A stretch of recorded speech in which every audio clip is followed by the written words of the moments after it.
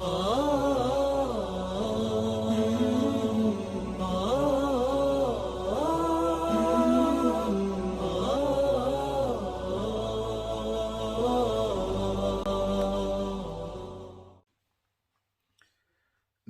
व नुसल्ली व नुसल्लिमु अला रसूलिहिल करीम अम्मा बाद फ़अऊज़ु बिल्लाहि मिनश शैतानिर रजीम बिस्मिल्लाहिर रहमानिर रहीम क़ुल ला अस्अलुकुम अलैहि अजरन इल्लल मवद्दत फ़िल क़ुरबा सदक़ल्लाहु मौलानल अज़ीम इन्नल्लाह व मलाइकतहु युसल्लूना अलन नबी या अय्युहल्लज़ीना आमनू सल्लु अलैहि व सल्लिमू तस्लीमा अल्लाहुम्मा सल्लि अला सय्यिदिना व नबिय्यिना मौलाना मुहम्मदिन व अला आलि सय्यिदिना व नबिय्यिना मौलाना मुहम्मदिन व बारिक व सल्लिम सलातन व सलामन अलैका या रसूलल्लाह सल्लल्लाहु अलैहि वसल्लम।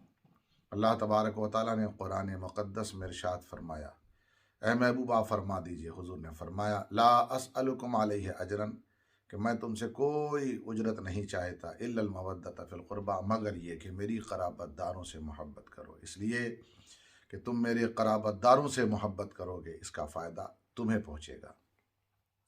पूछा गया, या रसूल अल्लाह, आपके क़राबतदार कौन हैं? हुजूर ने फरमाया, अली व फ़ातिमा, हसन और हुसैन रिज़वानुल्लाहि ताला अलैहिम अजमईन। इमाम हुसैन रज़ी अल्लाह ताला अन्हु, इमाम हुसैन की विलादत 4 हिजरी 5 शाबान को हुई, मदीनतुल मुनव्वरा में हुई, और हुजूर अकरम सल्लल्लाहु अलैहि वसल्लम ने आपकी विलादत के बाद अपना लुआब दहन आपके मुँह में डाला। हुजूर ने अजान दी और 7वें दिन आपका अकीक़ा हुआ, सर से बाल उतारा गया और उस बाल का सदका, यानी उसके वज़न के बराबर चांदी का सदका दिया गया और आपका नाम हुसैन रखा गया। इसी तरीके से हज़रत इमाम हसन के साथ भी किया गया था। हुजूर अकरम सल्लल्लाहु अलैहि वसल्लम अपने इन दोनों शहज़ादों से बड़ी मोहब्बत फरमाते थे। हुजूर ने फरमाया, हुसैन मिन्नी व अना मिनल हुसैन, हुसैन मुझसे है और मैं हुसैन से हूँ। हुजूर अकरम सल्लल्लाहु अलैहि वसल्लम ने इमाम आली मकाम इमाम हुसैन शहीद करबला से बड़ी मोहब्बत फरमाई, और हुजूर अकरम सल्लल्लाहु अलैहि वसल्लम इतनी ज़्यादा मोहब्बत फरमाते थे कि एक रोज़ हज़रत उम्मे सलमा के घर में आप थे, और उम्मे सलमा इस वाक़े को बयान करती हैं कि हज़रत इमाम हुसैन आपकी गोद में थे और आपकी गोद में खेल रहे थे। इतने में हज़रत जिब्राईल आए, और हज़रत जिब्राईल ने आकर के फरमाया कि या रसूल अल्लाह, आप हुसैन से बहुत मोहब्बत करते हैं? हुजूर ने कहा, हाँ, मैं बहुत मोहब्बत करता हूँ। तो हज़रत जिब्राईल ने कहा, आपका ये बेटा करबला के मैदान में उम्मत के कुछ लोग इसे कत्ल करेंगे और करबला के मैदान में ये शहीद कर दिया जाएगा। और फिर वहाँ की मिट्टी भी हज़रत जिब्राईल ने हुजूर अकरम सल्लल्लाहु अलैहि वसल्लम के हवाले फरमाई। हुजूर को इससे बड़ा हुज़्न हुआ, बड़ा मलाल हुआ, क्योंकि हुजूर अकरम सल्लल्लाहु अलैहि वसल्लम इमाम आली मकाम इमाम हुसैन से बहुत ज़्यादा मोहब्बत फरमाते थे। जिस तरह इमाम हुसैन बड़े होते गए और जब यह वाक़या लोगों तक पहुँचा, तो उसी तरह आपकी शहादत की ख़बर भी धीरे धीरे आम होती गई कि इमाम आली मकाम करबला के मैदान में शहीद किए जाएंगे।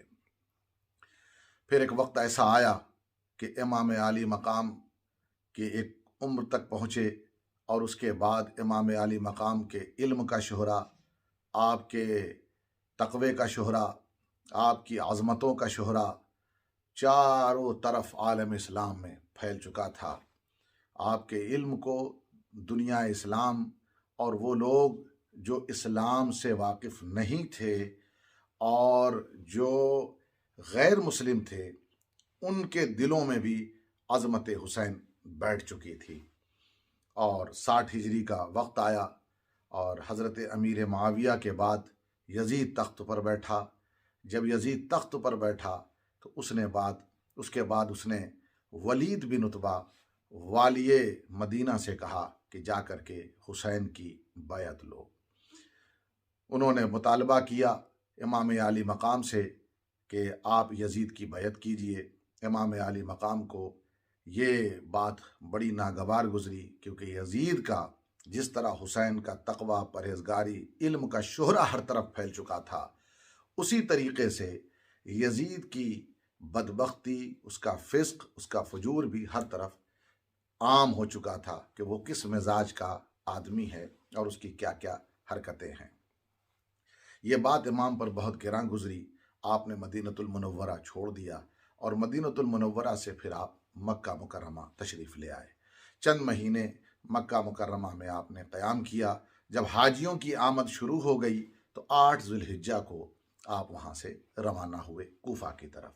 कूफा की तरफ जाने की वजह यह बनी कि जब आप मक्कतुल मुकर्रमा में क़याम किए हुए थे तो उस वक्त कूफा के लोगों ने आपको ख़त लिखा, बार बार ख़त लिखा कि ए रसूलुल्लाह के बेटे, आप इधर तशरीफ़ लाइए, आप इधर आइए। लेकिन चूँकि पास्ट का जो एक्सपीरियंस था वो ये था कि कूफा के लोगों ने इमाम हसन से भी दगा की थी और इमाम अली इब्न अबी तालिब से भी बेवफाई का मुजाहरा किया था। तो वो एक तजर्बे में था। इसी बुनियाद पर इमाम अली मकाम गौर कर रहे थे और जब वो सोचते थे कि मैं कदम आगे बढ़ाऊँ कूफा की तरफ, मुमकिन है कि वो सुधर गए हों और अपनी हालत पर उन्होंने गौर भी किया हो, तो उस वक्त जो अकाबिर उस ज़माने में सहाबाए किराम थे, जिसमें हज़रत अब्दुल्ला इब्न अब्बास और ये बुज़ुर्ग हज़रत अब्दुल्ला इब्न ज़ुबैर, अब्दुल्ला इब्न उमर, हज़रत उमर इब्न हारिस, ये लोग रोकते थे। ये कहते थे कि आप न जाइए, इसलिए कि इससे पहले भी तजर्बा कोई अच्छा तजर्बा नहीं है आपके ख़ानदान वालों का कूफा वालों के साथ, लिहाजा आप यहीं पर क़याम पज़ीर रहें। इमाम अली मकाम की खामोशी रही और ख़त पे ख़त आता रहा। लेकिन एक शख्सियत कूफे से जिनका नाम सुलेमान बिन सरद, जब उन्होंने ख़त लिखा, क्योंकि सुलेमान बिन सरद वो थे कि जिनकी कोई बददियानती और जिनकी कोई ऐसी बात लोगों तक नहीं थी या अमानत में किसी तरह की ख़यानत अपनी ज़िंदगी में किया हो या झूठ बोलने की आदत हो या किज़्ब बयानी की आदत हो, बल्कि उनकी तक़वा परहेज़गारी ही मशहूर थी। उनका जब ख़त आया कि यब्ना रसूलुल्लाह सल्लल्लाहु अलैहि वसल्लम अल अजल अल अजल, ए रसूलुल्लाह सल्लल्लाहु अलैहि वसल्लम के बेटे, जल्दी कीजिए, जल्दी कीजिए। अल्लाह तबारक व तआला हो सकता है कि आपके ज़रिए हमें हक़ पर जमा कर दे, हमें हक़ पर लअल्लल्लाह अन यजमाना बिका अलल हक़, कि अल्लाह तबारक व तआला हमें आपके ज़रिए हक़ पर जमा कर दे। इस्लाम को ताकत मिलेगी, मजबूती मिलेगी आपके ज़रिए। जब उनका ख़त आया और उसके बाद उनका एक ख़त इस तरह आया कि उन्होंने रिवीव किया, यानी कूफे की हालत को रिवीव करके उन्होंने इमाम को ख़त लिखा और ये भी लिखा कि यहाँ के लोग आपके सिवा किसी और को कबूल नहीं करेंगे, यानी आपके सिवा वो किसी और को पसंद नहीं करेंगे। ला अरा लहुम फी गैरे का, यानी आपके सिवा वो किसी और को पसंद नहीं करेंगे। अब इतनी बात, और सुलेमान बिन सरद जैसे जिम्मेदार, जब याद रखिएगा हज़ारों लोगों की बात एक तरफ होती है, लेकिन किसी एक जिम्मेदार की जो बात होती है, जिसकी सच्चाई मशहूर हो, उसकी बात अलग हो जाती। इस ख़त ने इमाम हुसैन को अपनी तरफ खींच लिया और इमाम ने तैयारी कर ली और इमाम आली मकाम ने फिर उसके बाद उसका जवाब भी दिया कि अब मुझे तुम लोगों का मुक्तदा समझ में आया कि तुम मुझे दीन के लिए बुला रहे हो, इस्लाम के लिए बुला रहे हो, तो इस बुनियाद पर तुम्हारी डिमांड समझ में आ गई कि तुम्हारी डिमांड ये है कि इस्लाम के लिए, दीन के लिए चाहते हो और ये चाहते हो कि कोई हुक्मरान ऐसा ना हो जो जालिम है, फासिक है, गुनहगार है, बदकार है, बदअमल है, वो तख्त पर बैठे, इसलिए कि ऐसा हुक्मरान बैठेगा तो इसी तरह लोगों के दरमियान भी बुराई को वो आम करेगा।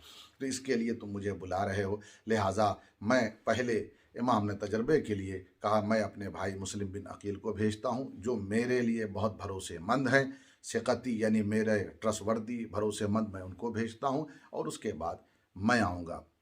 इमाम अली मकाम ने मुस्लिम बिन अकील को वहाँ पर भेजा। जब मुस्लिम बिन अकील कूफा पहुँचे तो मुस्लिम बिन अकील के सामने भी वही बात आई, जो बात ये थी कि वो इमाम के अलावा किसी और को कबूल नहीं करेंगे, क्योंकि लोगों ने हज़ारों की तादाद में हज़रत मुस्लिम बिन अकील की बैत की इमाम हुसैन के लिए, यानी हम इमाम हुसैन के साथ रहेंगे।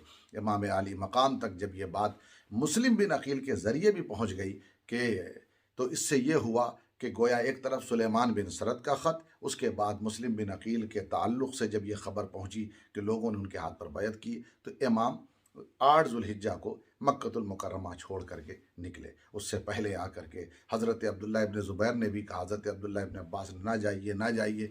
तो इमाम ने एक जुमला कहा कि मैं चाहता हूँ कि मैं यहाँ से जाऊँ, इसलिए कि खुदा न खास्ता मैं नहीं गया और जंग का माहौल बना, तो मैं इस बात को पसंद करता हूँ कि खून यहाँ ना बहे, और अगर मेरा ही खून बहना है तो हरम से एक बालिश तो बाहर जा कर के मेरी जान चली जाए तो मुझे परवाह नहीं, मगर हरम में एक कतरा खून बह जाए तो इसका मुझे अफसोस होगा। ज़रा गौर कीजिए, इससे पता चला इमाम जो वहाँ से चले तो वहाँ पर से चलना भी ये हरमैन की हिफाजत के लिए वहाँ से निकल गए और कूफा की तरफ गए।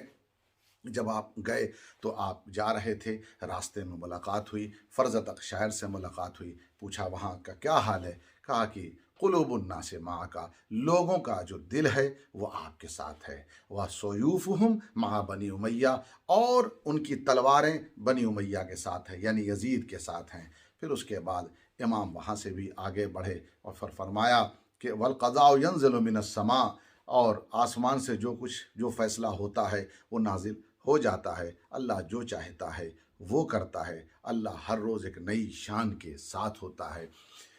तो दोस्तान मोहतरम, अब इमाम आली मकाम चले करबत, इस तरह से फिर करबला पहुँचे, फिर सारा वाक़या हुआ। ये एक तवील दास्तान है।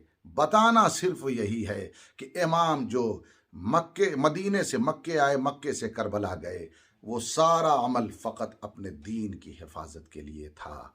इसीलिए कहा जाता है कत्ल हुसैन असल में मर्गे यजीद है, इस्लाम जिंदा होता है हर करबला के बाद। वाखिर दावाना अल्हम्दुलिल्लाहि रब्बिल आलमीन।